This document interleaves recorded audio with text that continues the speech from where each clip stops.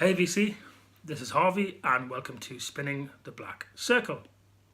So it's been a couple of weeks and apologies for that, just general life and busyness getting in the way. Also I've got this new tripod, so I'm trying out a couple of new angles. So if the tripod falls over halfway through the video, that's because I'm not used to it yet, but hopefully we're fine. So I said that I would, the next update would focus on the topic of soul and funk and the ultimate soul and funk collection, and the era that I'm going to focus on is 70s funk. And again, a disclaimer around what I'm talking about here. I'm not suggesting that this is the ultimate collection for anyone. Again, it's just a handy reference point for people who are already connoisseurs, and a good starting place for those who might be interested in 70s soul and funk as an era. But why 70s soul and funk? Many would regard the 60s, classic Motown and Stax era as the place to turn for the golden age of soul and funk, and I've got some sympathy with that.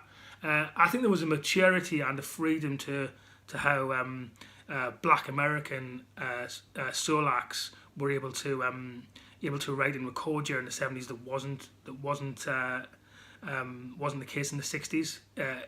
Yes, Stax and Motown it's a great era, but it's a very singles dominated, kind of corporately structured way of getting acts into the market and selling them, whereas there was a lot more freedom in the 70s. And I think that's why you got some great album based releases that kind of tinged on a rock based format of focusing on the album as a piece of art with a proper chronology and sequence, and that was definitely more prominent in 70s soul and funk, and the production values also went up. So that's why I actually owned a book in the mid-90s, I've still got it somewhere, named Soul on CD by a chap named Lloyd Bradley. So Lloyd Bradley was the bass player in one of George Clinton's 70s bands, Sweat Band, because I'm a big P-Funk fan, and I've got almost every P-Funk LP backed up on a hard drive.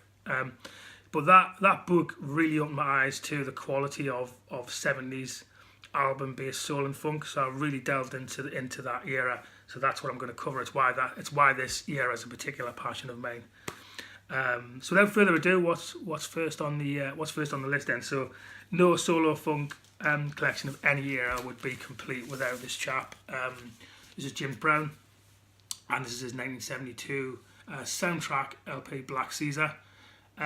Possibly not his greatest LP. I think that accolade probably belongs to maybe the Payback from I think that was 1973. But in terms of somewhere to start in that signature James Brown sound of hard drilling funk, with his tremendous voice and how he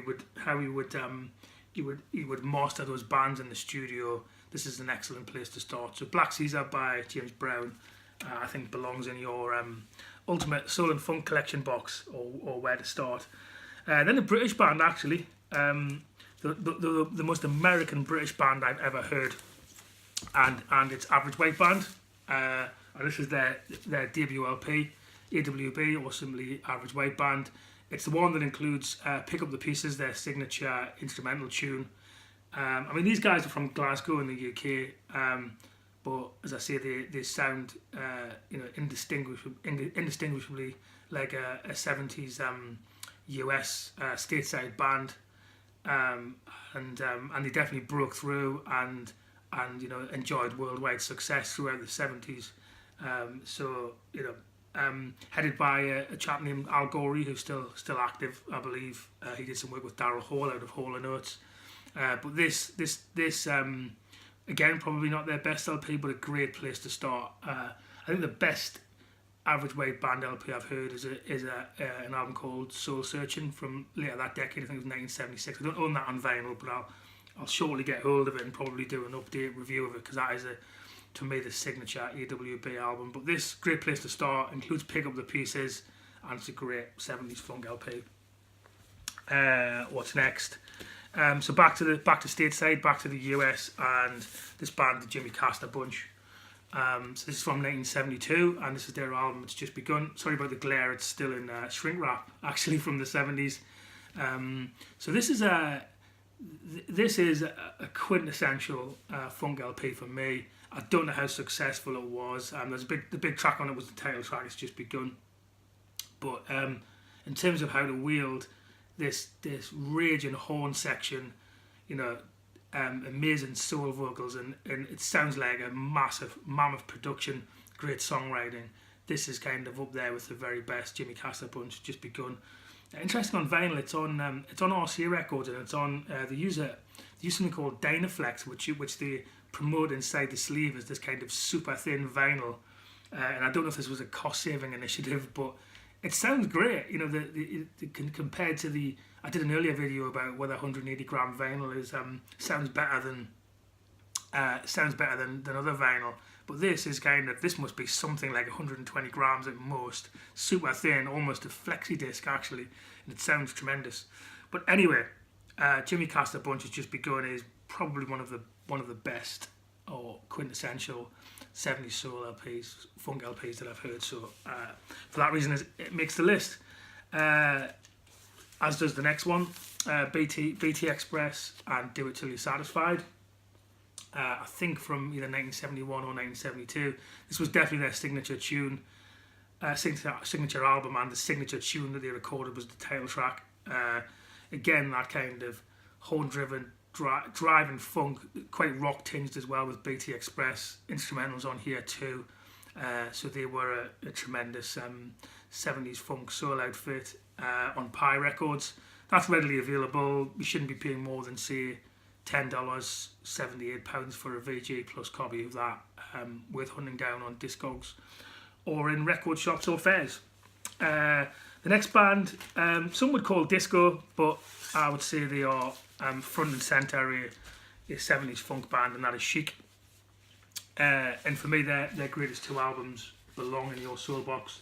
This is Chic and this is Whiskey.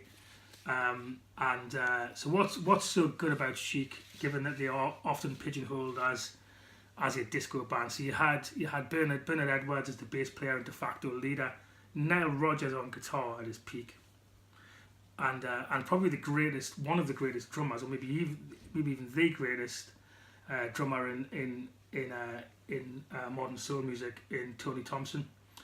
Unfortunately, Bernard Edwards and Tony Thompson are both deceased. Obviously, Nile Rodgers very much still active. But these two LPs, they had two female singers was the outfit as well, to kind of lead the band, and they had an institution, didn't they? You'll have heard of the Chic organisation. So they also produced acts like Sister Sledge, and they produced one of Diana Ross's key early 80s LPs too. So as a kind of tour de force really of an amazing drummer, one of the best, probably the best funk guitarist there ever was, and an amazing outfit, and these two I think belong in that box, and it is not disco, despite their reputation. I'm going to go into P-Funk now. There's a few P-Funk LPs in here. So those who don't know what P-Funk is, it's invented by a chap named George Clinton. It stands for pure funk.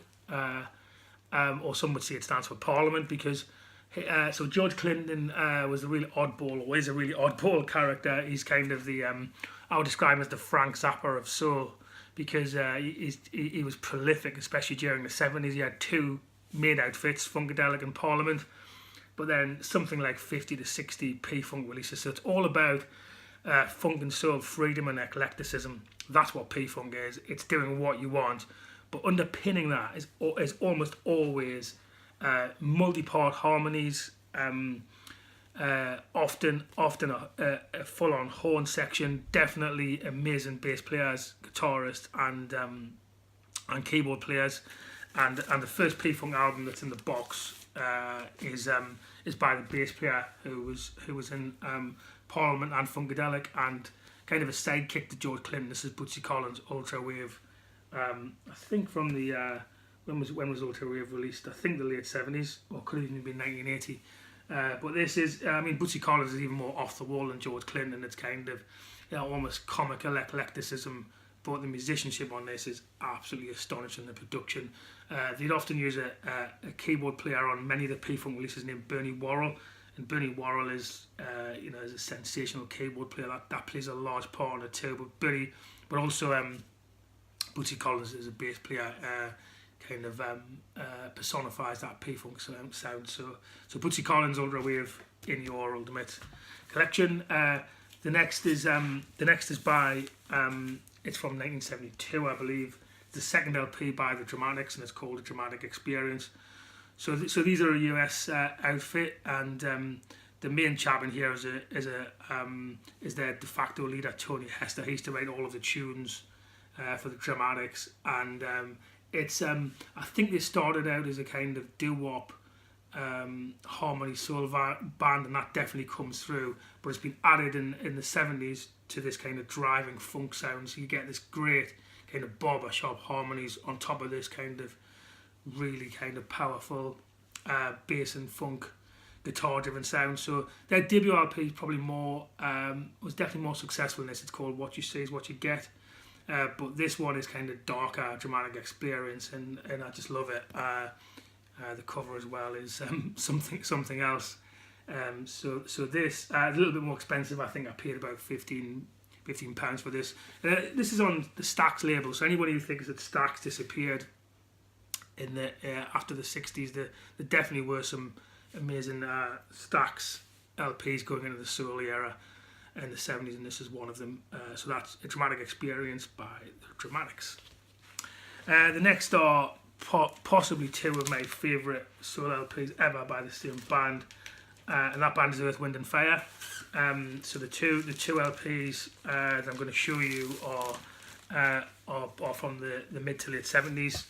This is All in All, I think from 1977, and others may point to That's the Way the World is their signature LP. This to me is where they really took off. It's kind of this wild, eccentric but incredibly well produced funk. You've got Philip Bailey on falsetto, Morris White, obviously the drummer and leader of the band. Huge horn section, probably the most driving horns I've ever heard on any LP on All in All. Fantasies on here, 17 Fires on here, and the production, it sounds like it cost millions to make because it's so huge, and it still sounds like that. But it can be picked up, get a mint copy of this on vinyl, and put it on a decent system, and it'll just blow your ears off because it's just so well produced.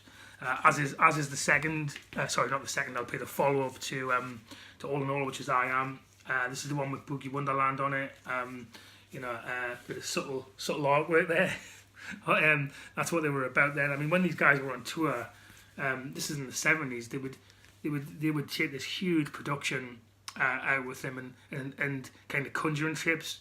So the singer would disappear at the front of the stage and suddenly appear at the back of the auditorium. So they'd spend a considerable amount on these massive stage sets before that was the thing to do.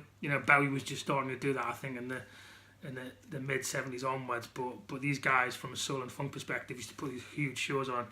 So the production on this is just as big as the production sounds on All in All. So I think this is two Earth, Wind and Fire albums to get your hands on. It's in my view, it's All in All and the follow up I Am.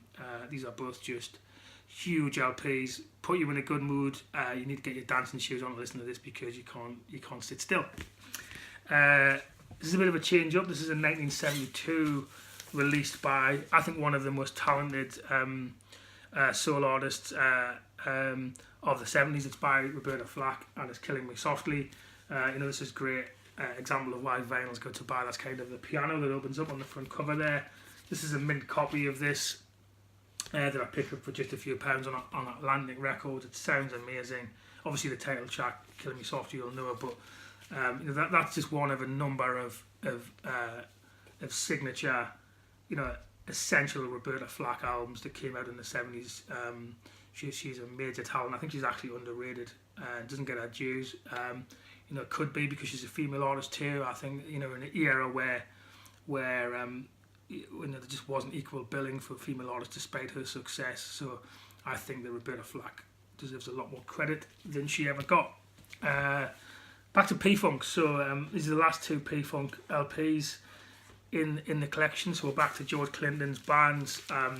And these two, I think, are the essential Funkadelic LPs. So the difference between Funkadelic and Parliament is Parliament were kind of kind of the softer, more commercial end of P-Funk, though I say that with due warning that they weren't a pop band, whereas Funkadelic were much more of a rock outfit, much more guitar orientated, and a bit of kind of that Hendrix feel to them in terms of the reliance on guitars, and no more so than this LP, which is Maggot Brain, and the famous title track, which is essentially a guitar instrumental that lasts in excess of 10 minutes, and it's just absolutely stupendous. The whole LP is excellent, but that title track is one of the signature Funkadelic songs. Well, renowned track. I've seen them play it live a few years ago at a music festival in the Midlands, where they played Maggot Brain in full on a sunny summer day, and it was just tremendous. So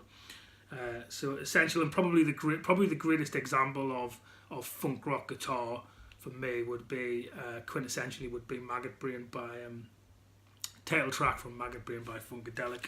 I think the other one that you should definitely get your hands on is Cosmic Slop. So that again is an amazing Funkadelic LP, really wild, out there. The artwork used to be stupendous too. You had all these, you could spend 3 hours just looking at the artworks. This is a reissue, but George Clinton and Funkadelic, if you want to listen to something that is in soul and funk vein, but is close to prog without being prog as you can think of. I think of him as a zapper of funk, then I think George Clinton is just really worth investing in. You could spend a year of your life just getting those P-Funk releases and having a wild time listening to them. And generally the quality quota on P-Funk is really high too, because of the quality of the musicians that were involved. You can't talk about 70s soul and funk without discussing Marvin Gaye. So I'm not going to. I'm going to talk about. I'm going to talk too long about this one because I suspect most have either got this in their collection or at least know of it. It's What's Going On, the album that kind of redefined Marvin Gaye's career and probably revolutionised the album format for soul music too. So that's all I'm going to say, because I think you probably know the backstory to that. If you don't, let me know, and I could do a whole video on what Marvin Gaye's What's Going On means to soul, even to this day. And then I suppose the first proper follow up to What's Going On is there was a soundtrack LP in between these two, but let's get it on by Marvin Gaye. This is the classic Seduction LP. Whole careers have been built on the back of this. Without this, no Alexandra O'Neill, no Luther Vandross, because it's kind of the classic Seduction soul LP. Not in a creepy way though. It's tastefully done, and it's a sensational album. Possibly for me even eclipses What's Going On, because at top to tail it's an amazing LP. I've talked about Donny Hathaway in an earlier video. I didn't feature this LP though. It's his extension of a Man, one of his later releases, I think, before he tragically died. But this is, to me, is it the best Donny Hathaway LP? Possibly not. The self-titled LP might be in that category, but in terms of a good jump-off point for getting into Donny Hathaway, this is a good place to start. It's got I Love You, and that's more that I Love You More Than You'll Ever Know, which is to me possibly up there with his greatest 2 or 3 tunes. It's well produced, it's orchestrated. It gives you a real handle on just how far-reaching and how much in the way of risk Donny Hathaway was prepared to take. These definitely weren't straightforward soul LPs. Lots of orchestration on it. Some religious themes running through the centre of it. So a good place to start, although not his best LP, in my opinion, is Extensions of a Man by Donny Hathaway. Also, a good reason for getting this is it's a really good reissue on Rhino Records. Really well done. I've kept the shrink wrap on it. It's a good LP to start that collection. The next is a giant of soul music, sadly no longer with us. This guy, Isaac Hayes, and his 1969 LP. Actually, I'm going to squeeze this in, even though it's not 70s hot buttered soul. What to say about Isaac Hayes? So, starting with this LP, he recorded a string of albums where you'd be lucky if any of the tracks were less than 10 minutes in length. It's about kind of long sermons and extended, slower building soul jams, and that might sound slightly odd, but the way the way in which he does it, and the quality of his vocals and the quality of the production values. Again, this is a Stax release. It just works. So there's on this album there are only only 6 tracks. Walk On By is the big one. By the time I get to Phoenix is covered on here, and he spends 4 or 5 minutes talking to the audience through the mic before he actually breaks into the song. But it's his personality that drives it, and the quality of the musicianship that's backing him. And this was part of an unofficial trio he did. So there was the band was called the Isaac Hayes Movement. This is the first one of the trio named Hot Buttered Soul. Sorry about the glare. And then the follow-ups were To Be Continued and Movement. But this one is the one to get. Those second and third LPs are great, but this one is sensational. For me, it's the signature Isaac Hayes album. Yes, people would talk about Shaft soundtrack, and that is a great LP. But for me, Hot Buttered Soul is the thing to add to your ultimate collection, or your starting collection of 70s soul and funk, even though it was released in 1969. Next band I love, and I think this is by far their best LP actually. It's 3x3 by the Isley Brothers. So the Isley Brothers are interesting because they almost span every era they span every era. The Isley Brothers, they've released music since the 1950s. So they started off as a doo-wop band, moved into Motown in the 60s, and then broke off into their own label T-Neck Records in the 70s. And continued successfully in the 80s, 90s, all the way through to the current date, actually. So if you're looking for longevity and kind of the crocodile of soul, the Isley Brothers have beat everybody in terms of that longevity. But this LP, what they did was they'd broken away from Motown Records. They recorded a couple of LPs for that T-Neck label before this one, but this is where it all came together. On this LP, they invited their cousins in to join Ronald Isley and the rest of the Isley Brothers. And one of them's got a kind of Hendrix, I think it's Chris Jasper, it might be a Hendrix guitar sound, and so these guys just feel like a really cohesive unit. And on here you've got That Lady, Don't Let Me Be Lonely Tonight, Listen to the Music, and then the 2 absolute classics that finished the LP, which are Summer Breeze. You remember that ballad, one of the greatest soul ballads there ever was, and then Highways of My Life. So, and this is lead singer Ronald Isley at his absolute best. He's one of the greatest soul voices. He was at Motown too, but this is the best Isley Brothers LP you can buy, in my view. It's not even in question. 3+3, which you can pick up in great condition, I think, for a few pounds, or I'm sure less than $10 in the US. Really well pressed. So this must be in your collection.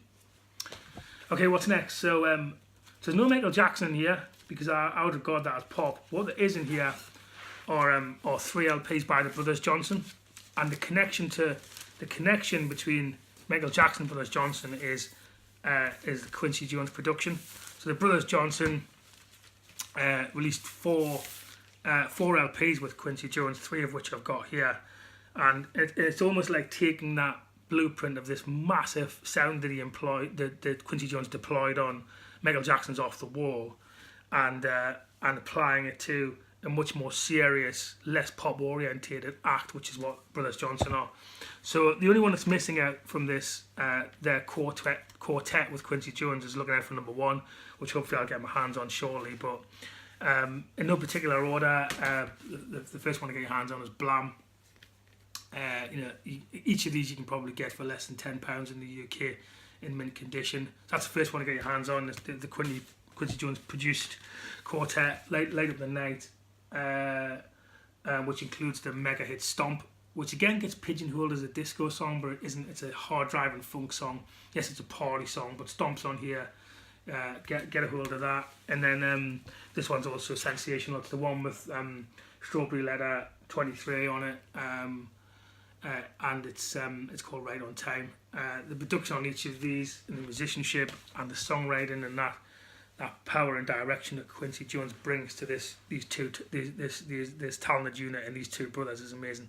They try to continue after they stopped working with Quincy Jones, and it did not work. So obviously that partnership was a requisite of their quality, it would seem. Not enough female acts in this box, but certainly the next two are. This is LaBelle's Nightbirds, which only recently got. Actually, I don't know why it took me so long to get my hands on it, but it's a great 70s funk LP. Includes Lady Marmalade. So you know it's not just about Patti LaBelle. Nona Hendrix is on here too, and it's a great 70s LP. Not a lot of backstory that I have to it, but that's got to be in your ultimate collection because it is sensational. This next lady is still active too, and she is possibly the greatest female soul singer I've ever heard, or maybe even just the greatest soul singer. So it's Chaka Khan when she was in the band Rufus, so pre breaking out as a solo artist, and this is an early 70s release. What label is this on? It's on ABC Records. Yes, it's from 1974. Gatefold sleeve, fairly easy to get hold of. But now this is the time at which Chaka Khan, her voice was off the wall. It still is now, but you know this is at a peak. Really, Somebody's Watching's on here. What else is on this LP? You've got I'm a Woman, Everybody, which is a great track. Once You Get Started, and then Rufus Eyes, the big instrumental. So you've got kind of the difference between this and the Chaka Khan solo stuff is you've got this kind of driving funk band backing her up. It's very much a band outfit. So they'd moniker the LPs as Rufus featuring Chaka Khan. So that I think is worthy of your ultimate soul box. What's next? Probably the greatest soul live LP I've ever heard, bar none. It's Bill Withers live at Carnegie Hall.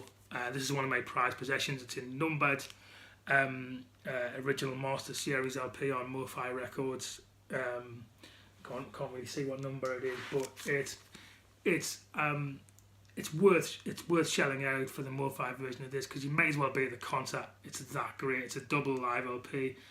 It's a renowned double live LP too. It's got Grandma's Hands on here. Use Me's on here. Ain't No Sunshine's on here. Lean On Me's on here too. Obviously, one of his other big hits.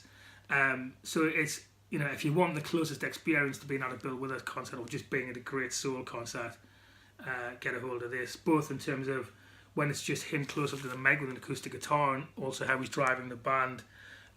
It is, you know, by far and away, in my view, the greatest soul LP I have ever heard. One last artist to talk about, because couldn't miss him out. This guy, I think, is, alongside Marvin Gaye, maybe responsible for why black music moved into an album era rather than a singles era. And it's Stevie Wonder. So I'm going to feature 3 of the classic, what I would say the classic 5 70s Stevie Wonder LPs. I'm going to feature 3 of them.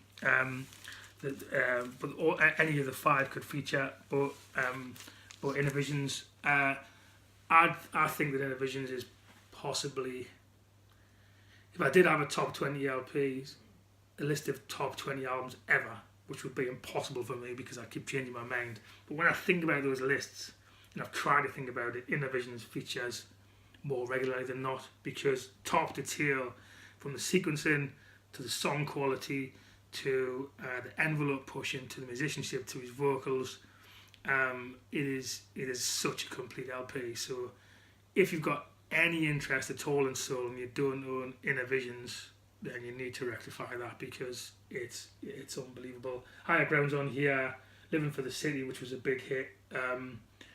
He's Mr. I Know It All, which is one of my favourite tracks. Don't You Worry About a Thing. All in Love is Fair is on here too. The interesting thing about it too is that it doesn't blast in the first track too high. It's kind of, It's quite a short, not one of the best tracks. It kind of sets the scene. And then it goes into this kind of contemplative acoustic song named Visions, which is kind of mostly him and an acoustic guitar and his obviously powerhouse voice. But then it picks up, and the confidence to kind of start the LP with 2 tracks that aren't really probably the worst 2 tracks on the LP. They're still very good. Just shows the confidence level of this chap at this time. So Inner Visions by Stevie Wonder, can't rate highly enough. And you know, for any other artist, this next one, fulfilling this as first finale, would be, you know, a career signature work. But only because of how amazing Inner Visions is it kind of, well, it's not one rung down, but it's an amazing LP in its own right. It just, nothing can match, I don't think, Inner Visions in terms of that quality. But I think this belongs in that box too. It's an amazing LP. As is, you know, it's interesting because some would say this is one of the greatest LPs ever, and clearly is better than Inner Visions, because you could say, well, it's a double album and it does not let up in terms of quality during something like 17 or 18 tracks, including an extras EP. So I can't explain why I think Inner Visions is better, because you could argue that this is just as good but double the length, but it's not that simple, is it? But you know, this is, let's forget comparisons. You know, on here you've got Sir Duke, you've got I Wish, you've got Pastimes Paradise, Isn't She Lovely, and it regularly features in lists of the greatest albums per se that have ever been released. So it was kind of I've heard this described as a kind of end of term paper for that run of LPs that Stevie Wonder recorded in the 70s. And I know what they mean, because it's kind of, he was clearly focusing on how can I make the best possible album I can, went in the studio and did that. So I get that. I compare his 70s run to Bowie's in terms of a relentless focus on quality from the early to mid 70s. That's what it reminds me of. So the last in my essential 70s soul and funk box, it's a good note to finish on, is Songs in the Key of Life by Stevie Wonder. So that's it. I'm hopefully going to do another video in the next couple of days, which will be recent finds. But I hope you enjoyed walking through that soul and funk collection. Please like, comment, subscribe. Let me know any albums that I missed. I could name at least 10 that I'm missing from that list off the top of my head. You know, maybe I'll do a separate 60s selection. Maybe we'll focus on singles for the 60s. I struggle with 80s soul, I have to say, but we could do a hip hop one at some stage. But I hope that's been useful. Hope you've enjoyed it, and I shall see you very soon. Bye.